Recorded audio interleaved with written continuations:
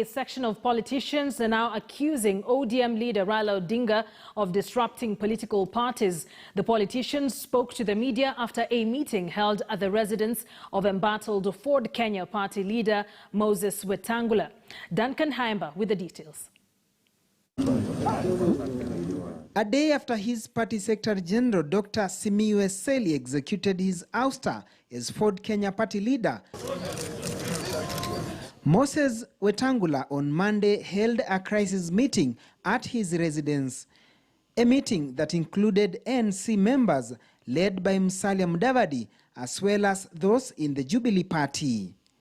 A gathering whose agenda was ODM party leader Raila Odinga, who was singled out as the engineer behind the political unrest in the current political turmoil in various political parties. Unfortunately, some of those we have supported think we are horses. They think that they can rule us to their desired destinations, and having arrived, they discard and abuse us. We have seen this especially on the part of ODM leadership under Honorable Raila Odinga. More than anybody else, Odinga has been the single leading beneficiary of the goodwill of the people of Western, the land of Mulembe, which means peace.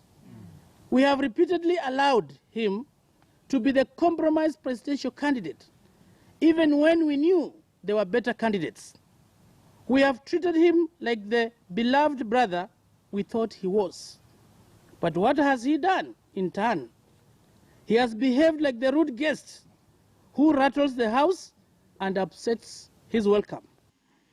The leaders accused both President Uhuru Kenyatta and Raila Odinga of playing the use and dump politics. As members from Western Kenya, we are perturbed at the incessant efforts to keep our nation perpetually divided and in disharmony.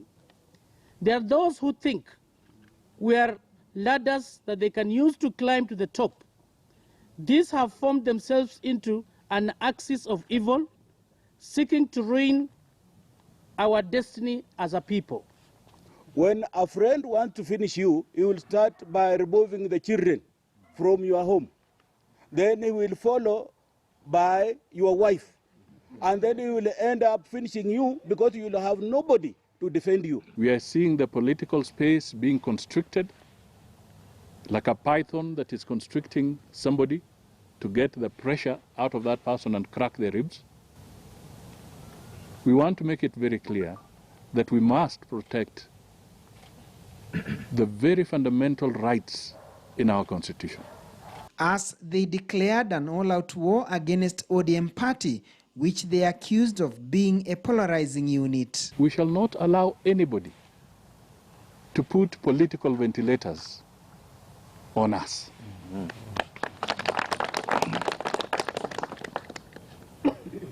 We want to be able to speak and associate without being assumed that we are being directed or coerced.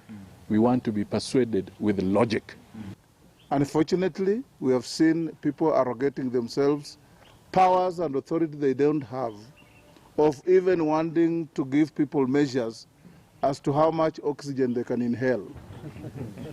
This will not do.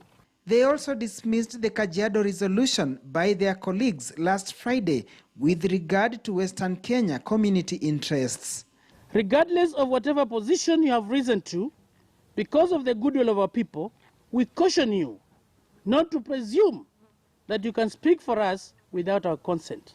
In that regard, we state categorically that Francis Atwoli, Wycliffe Oparanya, and Eugene Wamalwa cannot speak for the Luhya people. Duncan Haimba, KTN News. That story by Duncan Haimba brings us to our big Q at this hour, and we ask